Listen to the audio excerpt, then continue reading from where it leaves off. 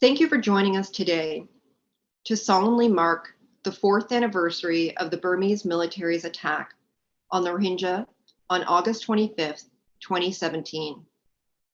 Those attacks, which included mass killing, rape, torture, arson, arbitrary arrest and detention, and forced displacement of more than 700,000 people, were part of a broader genocidal campaign by the military against the Rohingya community.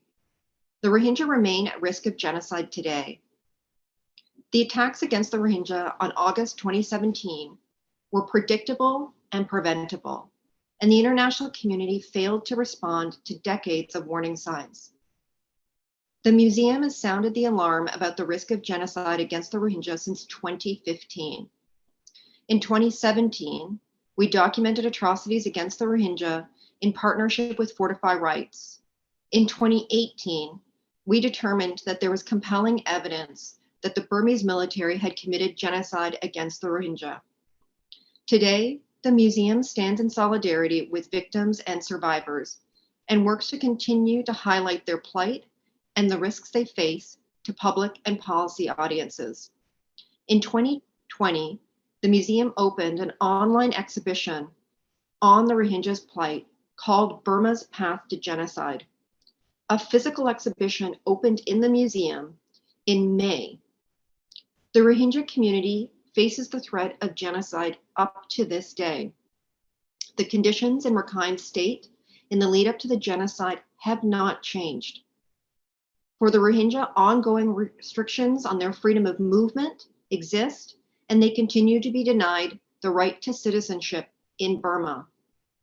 Those in the refugee camps in Bangladesh face dire humanitarian conditions. A February 2021 military coup in Burma installed the perpetrators of the genocide at the helm of the country. Emboldened by impunity for the genocide against the Rohingya, the Burmese military junta has killed hundreds of Burmese civilians since the February 2021 coup. Meanwhile, it has presided over a collapsing healthcare system as COVID-19 ravages Burma's population. With the military in power, the Rohingya, as well as other ethnic minorities, such as the Shan, Chin, Karen, and Kachin, remain at great risk of further mass atrocities. At this event, we will solemnly commemorate the 4th anniversary of the escalation of attacks on the Rohingya and discuss the grave challenges facing the Rohingya community today in the wake of Burma's coup. We are joined by 4 deeply committed Rohingya activists, Wei Wei Nu, Tun Kin, Yasmin Ullah, and Kin Meng. To kick us off, Wei Wei Nu, the executive director of Women's Peace Network and a longtime partner and friend of the museum, will offer some opening remarks.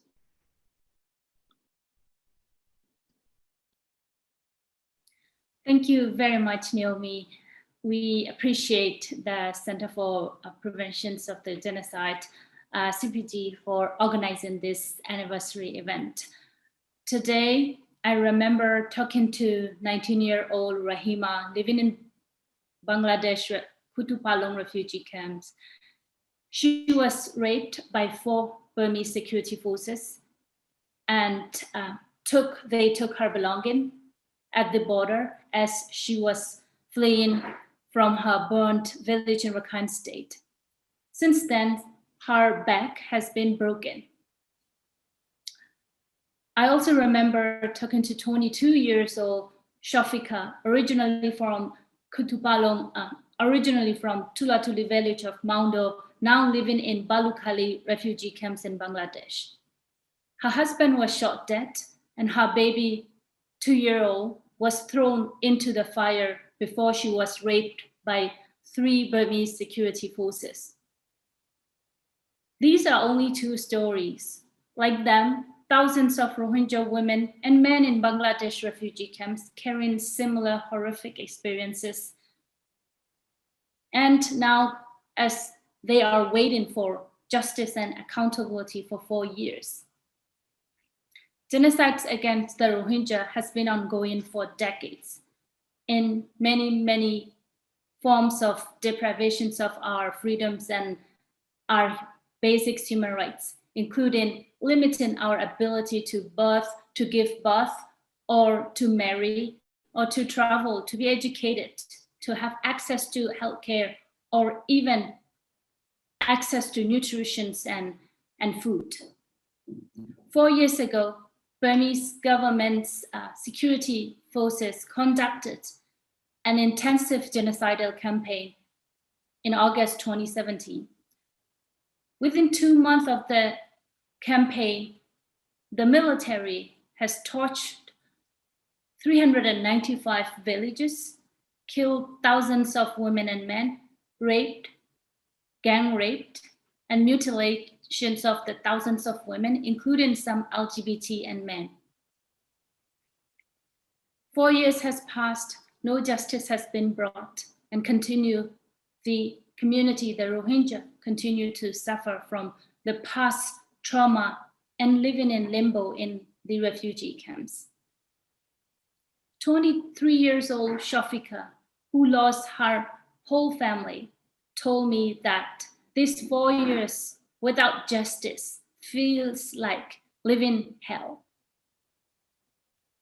With the recent military coup in Myanmar, Rohingya life become more dark, and the world has started to forget the suffering of the Rohingya, and military remain unpunished.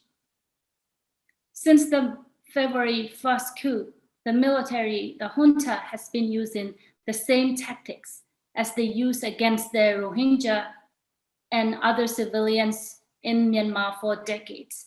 Now at the alarming level all over the country, they are abducting and arresting activists, journalists, young people, shelling villages, assaulting and killing protesters every day and night. Additionally, the military has continued to use sexual violence against women, including by threatening activists with rape and torturing those arbitrarily arrested and detained in prison. In short, the military is using the same tactics as they have used against the ethnic and religious minorities for decades. The junta recently have been trying to once again push anti-Rohingya propaganda, heightening the risks of atrocity crimes. If the Burmese military remain unpunished, we will see recurrence of the crimes. It is the obligations of the international community to bring justice for the Rohingya. The Rohingya community, the survivors and victims, need a holistic justice processes, including criminal accountability of the perpetrators and restorations of their rights in their birthplaces, and return to the places of origin with dignity and with security. Most importantly, Rohingya are human beings like you and like everyone else. Rohingya deserve a human life. Thus, I urge all of you to do everything within your capacity to help us bring justice and peace for our community. Thank you very much. Now I will hand over to Kyra to continue the event and to go through the museum's exhibit. Thank you so much, Weiwei. My name is Kyra Fox, and I'm a research associate at the Museum's Simon Scott Center for the Prevention of Genocide. Today, I'm going to take you through a brief virtual tour of our online exhibition called Burma's Path to Genocide. We also have a physical version of this exhibition at the Holocaust Museum in Washington, DC. This exhibition features the stories of Rohingya survivors. It was important for us to center survivors' voices in this exhibition, voices which so often are not centered in public or policy discussions. And through this exhibition, we hope to prevent exactly what Weiwei raised in her remarks, the world forgetting about the Rohingya people. We want to guard against genocide denial. And at a fundamental level, we want to remind our visitors that genocide did not end with the Holocaust, that it still happens today, that it's preventable, not inevitable, and that communities remain at risk of genocide today, including the Rohingya. We are very aware that as a non-Rohingya group, we're taking on the responsibility of sharing an experience of a community that is not our own, a task we take with humility and seriousness. We worked with a large group of historians and advisors, Rohingya, as well as members of other ethnic groups in Burma, to develop this exhibition, and we hope that it can serve as a platform to educate people around the world about the story and experiences of the Rohingya people. Even though the personal stories in this exhibition are 4 years old, the trauma is raw and the risks remain very real today. We hope that the exhibition provides a powerful platform to call attention to the Burmese military's genocide and the need to focus on the risks to the Rohingya and other vulnerable communities, especially now during the political upheaval in the wake of Burma's coup. The exhibition is organized into 2 sections. The first section includes 5 chapters that document how the Rohingya went from citizens to outsiders to victims of genocide in their own country. We wanted to make sure that visitors understood that genocide is not a sudden, violent event. It's a long process for which there are warning signs. The second half of the exhibition tells the personal stories of those who experienced the genocide in one village, Maungnu. We thought that it would be compelling for visitors to hear about what happened in one village on one day and extrapolate those experiences across to the larger population.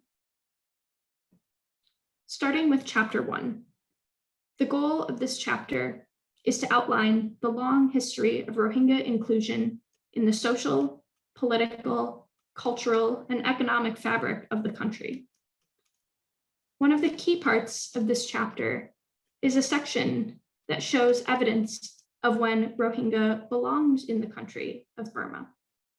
Such evidence includes photos of a Rohingya Students Association, national registration cards that show that Rohingya had the same recognition and rights as others in the country, a teacher's identification card, a Rohingya police officer's registration card,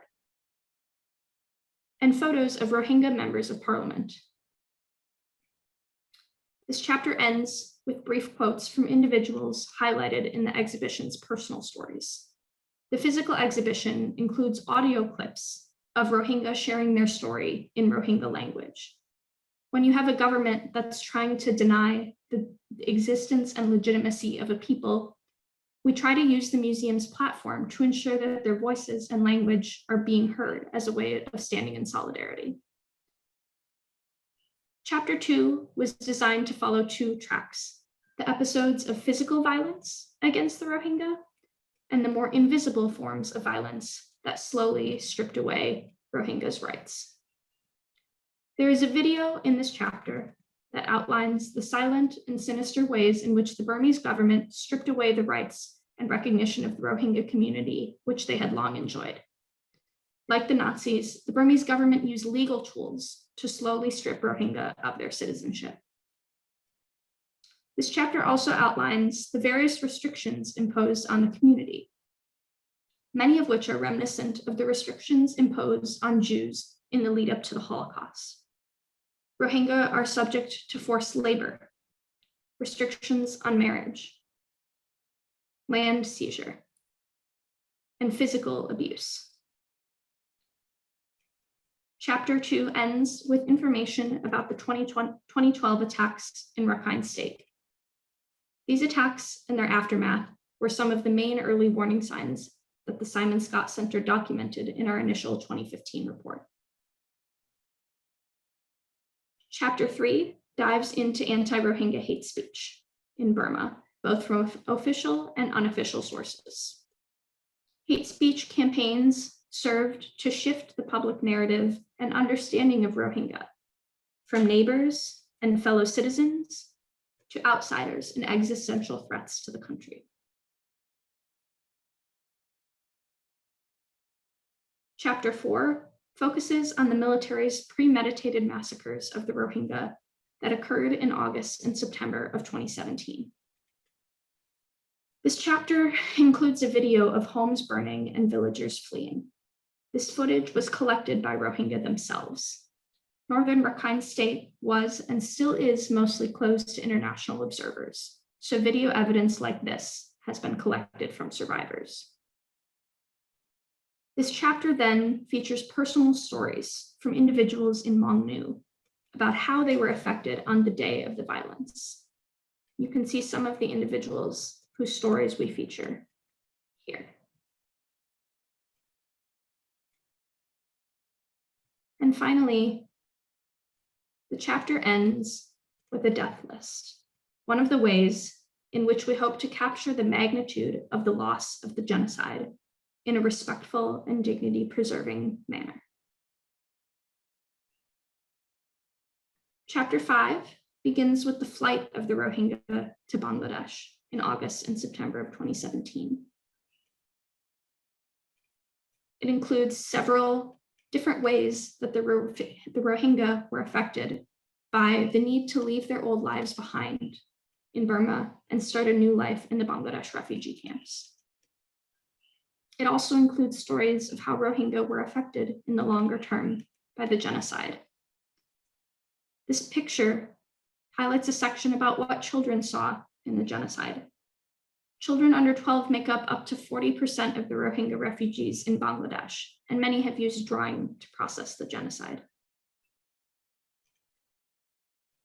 In this section, we use cell phone videos. That was the result of a deliberate decision to portray the lives of those lost in a way that they would likely have wanted to be represented. We show those who were killed in their happiest moments, not their final ones. Finally, we included quotes from Aung San Suu Kyi and Min Aung Hlaing, Burma's commander-in-chief, near the end. We decided to include quotes from each of them to show their denial of the genocide in the case of Aung San Suu Kyi, and the intentionality of the military's actions in the case of Min Aung Hlaing, which hints at the long road ahead of accountability and the necessary changes for the Rohingya in Burma to live a peaceful future, especially now that Min Aung Hlaing is at the helm of the country in the wake of Burma's coup. The very last part of the chapter reflects the Rohingya people's call for justice, a nod to what's next and what's even more critically important now in the wake of the coup. Once again, even though these personal stories shared in the exhibition are 4 years old, we know that the risks to the Rohingya community are ongoing.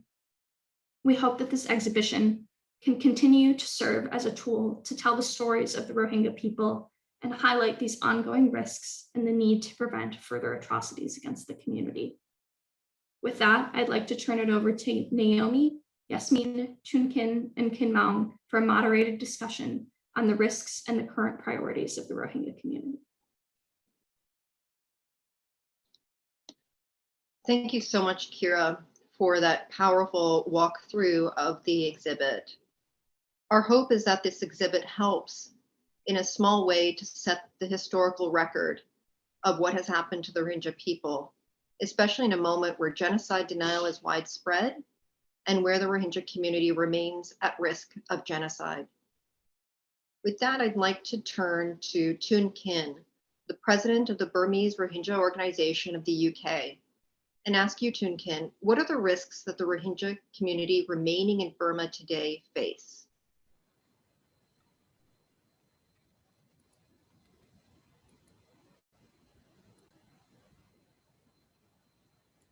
Thank you. Thank you, Naomi. And United States Holocaust Memorial Museum hosting this event. It is very important for anniversary genocide, Rohingya genocide Remembrance Day. You know, since the military coup, everyone in Burma lives in danger and in fear. They can come from anyone at any time, even before the military coup, just being Rohingya is very dangerous in Burma, as we all know.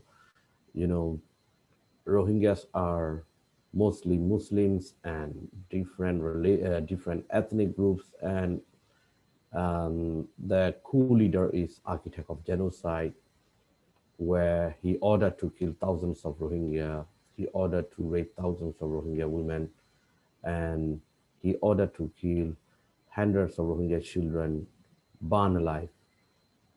And we are ethnic Rohingya, and military don't want us to live in our own country at all, and they don't want to restore any ethnic rights of the Rohingya at all. And since the military offense saves in 2016 and 2017, the 600,000 Rohingyas still living in Rakhine State have lived in a state of fear. The genocide has not stopped. The government and the military just been using different tools to apply genocidal policies. More than 100,000 people forced to flee the attacks against Rohingya in 2012 still live in squalid camps in Sitwe and Paukto and other cities. And they are prison camps, actually not IDP camps. For both those in prison camps and those in villages, they live under severe restrictions. With no rights, humanitarian aid is severely restricted, causing death and suffering. They have no citizenship, no right to vote, and little of no access to any government services, no right just to move around in their own state and their own country.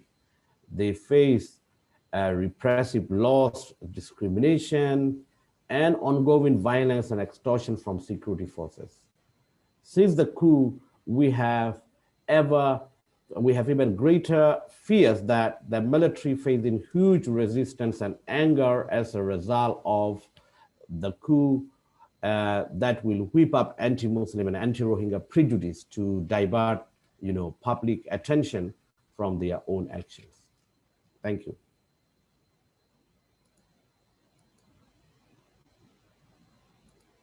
Thank you so much, Chun Kin. I'd like to turn now to Kin Mong, the founder and executive director of the Rohingya Youth Association. Kin Mong, can you tell us how the February coup has impacted the Rohingya community? How has it changed how you go about doing your work? Yeah, thank you for your timely organizing this important, the program, because we never forget 25 August, because we have been lost everything in those days. So we never forget this one. Actually, we all know one very clear changes after military coup. Only before military coup, the power in Myanmar, the repatriation talk, China, Bangladesh, and Myanmar. Before a few days before the military coup, they already talked about early repatriation process. In the February, already they are, decided to meet again about our repatriation. Their schedule is that in this July, maybe June, we will repatriate in the first time, in the first the tour of the Rohingya people in Bangladesh. After military coup, totally it was changed. This is a great, and we all recognize the changes of the military coup. Another thing, after military change, that change few days ago, the military statement of Rohingya issue, when UN Human Rights resolution abduct again Myanmar and forward to the Rohingya. At that time, the military coup government already declared one statement that we are not recognize the Rohingya. They are not a Rohingya. That ethnic group of Myanmar, and we will introduce their citizen issue in 1982 citizenship law. This is another, we surprised the changes of the military after coup. When the first, the national address, the Myo line in maybe May 8, February 8, he already mentioned he will solve the Rohingya issue and the citizenship issue and the repatriation. He's totally changed in this statement. And a few days, he already talked with the one of the media from the China. He already denied our existence in Myanmar. This is the change in we see the clearly as a state responsible person, he deny our everything. And we never forget one thing, that the Mia Online is one of the responsible person for our genocide issue. He is already now in charge of International Court of Justice. I believe myself that the military coup in Myanmar, one of the factors in the Rohingya issue, because he wanted to escape from the the International Court of Justice. And unless he have the full power of in his hand, he cannot be excused from the genocide case. This is his one of his master plan. He went to escape for the Rohingya genocide issue from the International Court of Justice. So he's doing this kind of thing. You know, we see recently the report from the AFP and translate so many media. One of the brother from the IDP camp of the Seitui. He already mentioned before after military coup, some of the military religion the regional commander in chief visit to IDP camp in the Seitui and held the community meeting with the Rohingya. When the Rohingya asked about their future right, the military threatened them by using the force. This is the totally changing after the military coup, what we believe. Another thing, you know, when the NUG government, the policy, the position statement on the Rohingya, this is the one of the changing. Just they recognize as a Rohingya, and they already mentioned they will demolish or destroy the 1982 citizenship law, which is deny our right for decades. And after this, the statement, so many our brother and sister from the Rakhine, they they release so many different kind of statement against our existence. This is the military after military coup. This is the changing. We see the clearly by the statement. Before military coup, our brother and sister, we love them. The Rakhine, they deny our existence by the media or their private meeting.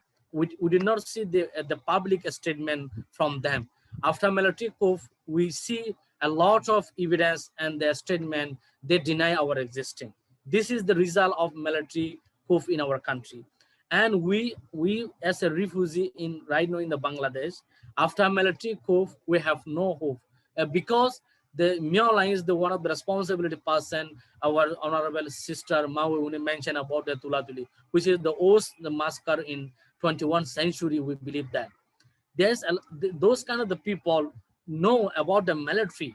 So when the military got the power right now, everyone that hopeless right now in the refugee camp, because the military have the master plan to destroy us in the one by one. So we are not much the hope to return right now. If you know, the Bangladesh government approaching international community by different the way, but we are not hoping that the military will be accept us as a Rohingya by giving the citizenship issue, because the military stand is very clear that they are going to be our citizenship issue by 1982 citizenship law. They are not stop giving the national verification the process. It means this is the clear what they will do.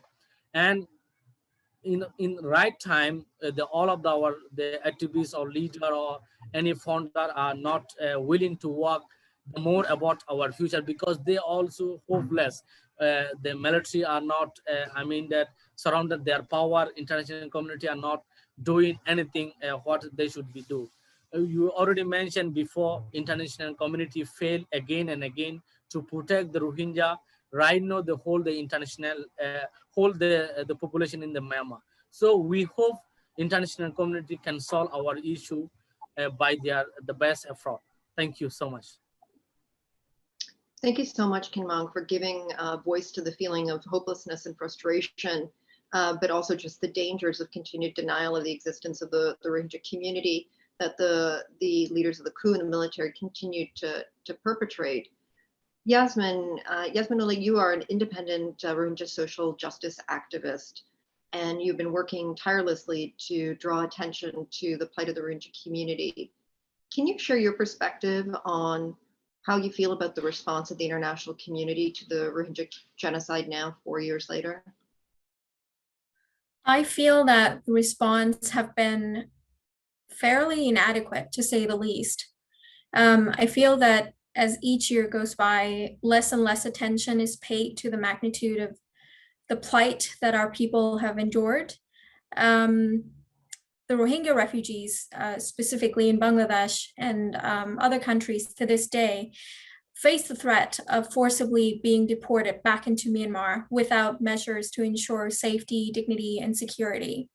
And although we have, wonderful process like international justice mechanism that, for example, the International Criminal Court and the International Court of Justice have initiated a process to investigating the crimes that have been committed in determination of whether or not a genocide have been committed, Rohingya people are still living through their trauma in dire conditions nonetheless. And there is no addressing of that. There seemed to be a disconnect between justice and our survival. Not that these mechanisms are not important, but Rohingya people need so much more to be able to thrive. And we have proven time and time again that we are very resilient people. We rise from the ashes like Phoenix, but we are not given the support that we are needed. And we need more commitment and more support from the international community, especially in the refugee camps, in all aspects, not just for food and water, but actually in healthcare, in education, in capacity building, and so many more things. If we're going to remain in the camps for years to come, and that is the foreseeable future, it should not be normalized that we continue to live in this squalid conditions. The most important thing that the international community can and must do is to engage our community in a more meaningful manner. And that is listening to our voices, actually listen, and not just present us with a set of plans that you already agree to and you already deem befitting for our community. Actually listen to us and involve us in every step of the way, take our advice, and actually look at us more than just burden. We are a human resource. We are a group of people who have endured so much but are still standing. So I don't think that all hopes are lost if the international community actually give us a chance and listen to us. Thank you so much, Esmond. And, it's one of the tragedies of all of these situations where genocide occurs, that it falls all too often on the survivors to have to make a case for why their community should be taken into account, their voices heard, but also for you to have to articulate what your value is. And the reality is all of us as human beings have got intrinsic human rights and human dignity and value. And as you said, survivors of genocide are some of the most resilient people on earth. You've talked about the plight of those who are displaced, and we know that unfortunately, because there has been waves of violence against the Rohingya community, there are people who have been displaced for decades now, including those who are displaced in countries like Malaysia, India, and elsewhere. And I was wondering if you could comment a little bit about what their conditions are like and their situation. One very common theme that I see all throughout this region is that the one thing that our Rohingya experiences together is the discrimination that we face on a regular basis. This has been extremely exacerbated by the pandemic. Rohingya refugees in these countries are already extremely vulnerable to human rights abuses because of the lack of any tangible protection that comes with the refugee status. And sometimes it's the continuation of the state persecution by Myanmar state that carries on to other nation states. Amidst COVID-19, it has been increasingly difficult for Rohingya refugees to be able to work in their previous very laborious jobs, to feed themselves and their families.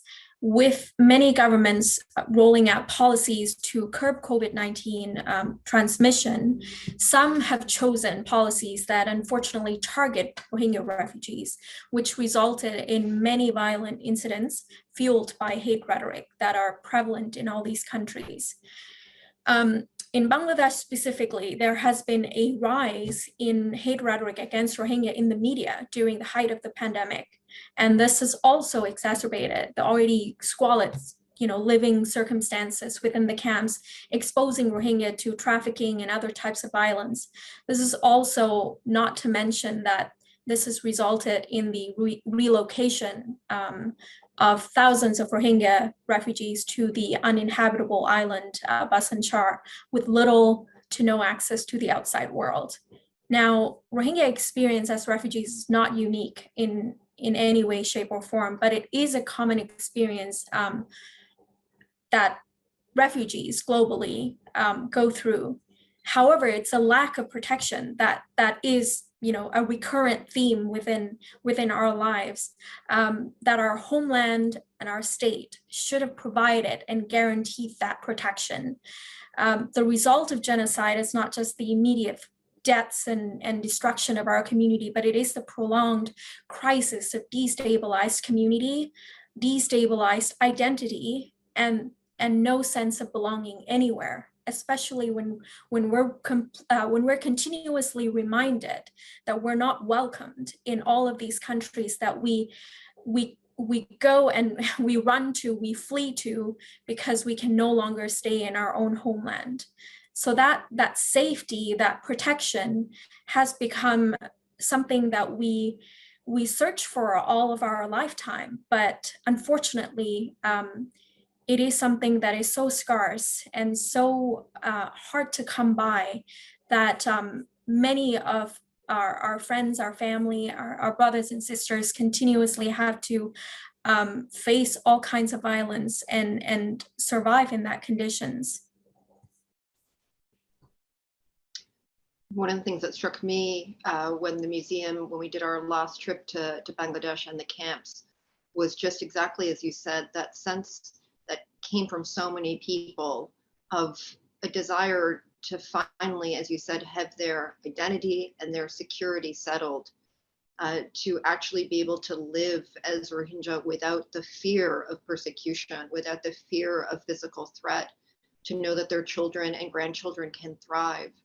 Thank you for giving voice to that very, very human need, and one that the Rohingya community have not known for decades.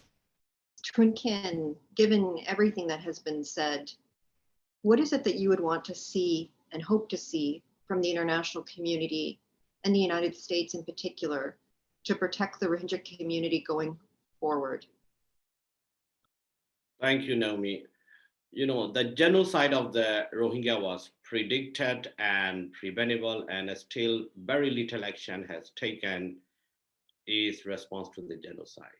We are still waiting, for the United States to call it genocide. The Burmese military claim it is not genocide. Does President Biden agree with the Burmese military? Or will he stand with us, support justice and accountability, and seek to uphold international law? He can't keep sitting on the fence. The US should use every tool it can to apply pressure on the Burmese military for its crimes against the Rohingya and against all the people of Burma. Justice, the genocide case at the International Court of Justice, support ICC referral, impose more economic sanctions to cut off revenue to the military, actively encourage more countries to impose arms embargoes against Burma. There are pages and pages of recommendations of the UN fact-finding mission on Myanmar, which the US government has not acted open. And with 1 million Rohingya refugees confined behind barbed wire in camps in Bangladesh or being sent to remote islands, the responsibility to protect Rohingya extends beyond Burma. The military coup means that the chances of Rohingya genocide survivor ever returning home are now even more distant.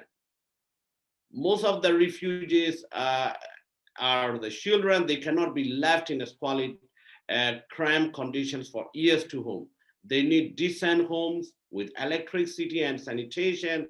They need proper access to education and healthcare.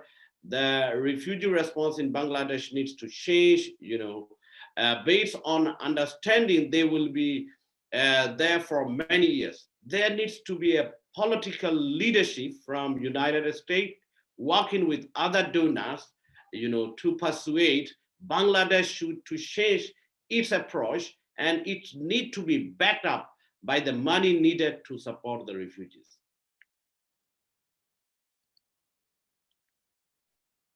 Thank you so much, Chun Kin. There have been very common themes amongst what you have all called for, the need for justice and accountability. But even before that, the need for the crimes to be recognized and called what they are, genocide. One of the things that we at the institution, at the museum, talk about is that silence benefits the perpetrators, not the victims. And when we can't actually call the crimes what they are, we're at a very difficult point as an international community. And as you have all noted, the people who perpetrated the genocide are now de facto running the country. And it's not just the Rohingya community that is at risk, it is all Burmese people that are at risk. Different communities face unique and perhaps more threats, but it is a situation that is dangerous for everyone. I wanted to just ask if there was one or two reflections that you wanted to make, both about what is the importance of something like a genocide determination to you, and also if there was something that you wanted to leave the viewers with in terms of understanding who the Rohingya people are. What would be your thoughts and reflections? Yasmin, starting with you.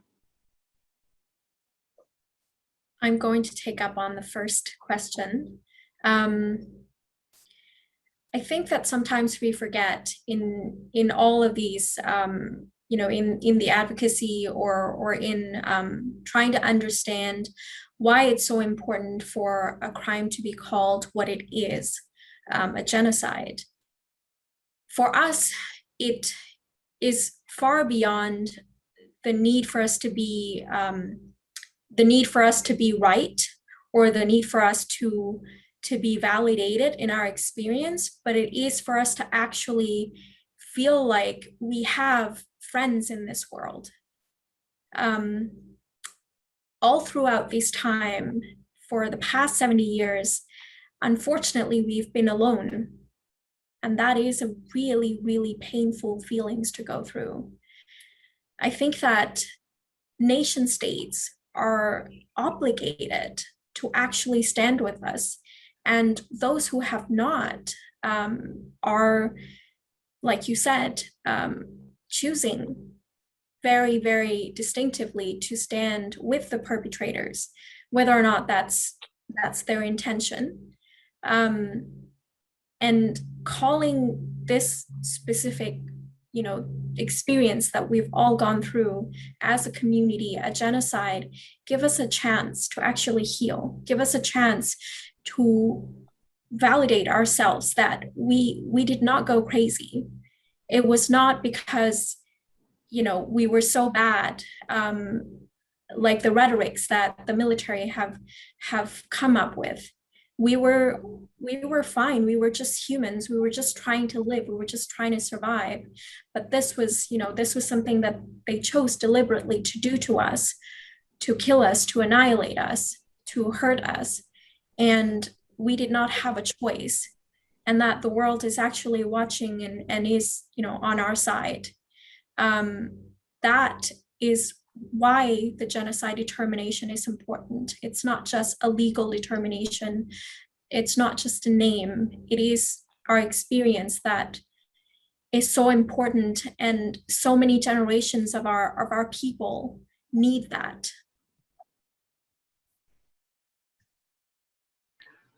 Yasmin, that was so incredibly powerful and moving.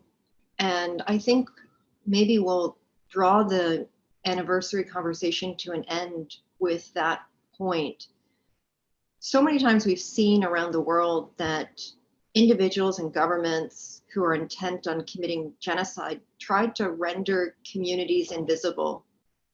They tried to negate the very humanity of these individuals, and you have all spoken about what are the consequences of that, the pain associated with that, but also very concrete steps that the international community can take.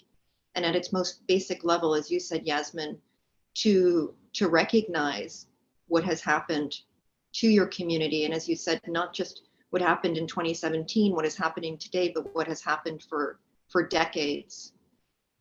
It's been 4 years since the genocide took place, and we are talking about a community that continues to be at risk. This is not a situation that has ended. We're not talking about what needs to be done in the aftermath. We're talking about what needs to be done today to save lives and protect the Rohingya community. I'd like to thank you all for joining us. I want to thank our speakers, each of whom have been tirelessly advocating for their community for years. As we've seen from today's discussion, the genocide against the Rohingya was predictable and preventable, and there are concrete actions that the international community can take to mitigate against the risks. As the Burmese military continues to consolidate power and the international community slowly debates policy responses, 1 million Rohingya remain in overcrowded, unsafe refugee camps, and 600,000 more face the risk of further mass atrocities in Burma. By the 5th anniversary of the August 25th attacks, we hope that we will see concrete action from the international community to ensure the safety, security, and dignity of the Rohingya community, and progress towards justice for the crimes that have been committed against them. We hope that the international community finally lives up to the rhetoric of never again that they committed to in the aftermath of the Holocaust. Thank you all for joining us today. Please email any questions or comments to the Simon Scott Center at genocideprevention@ushmm.org. Thank you.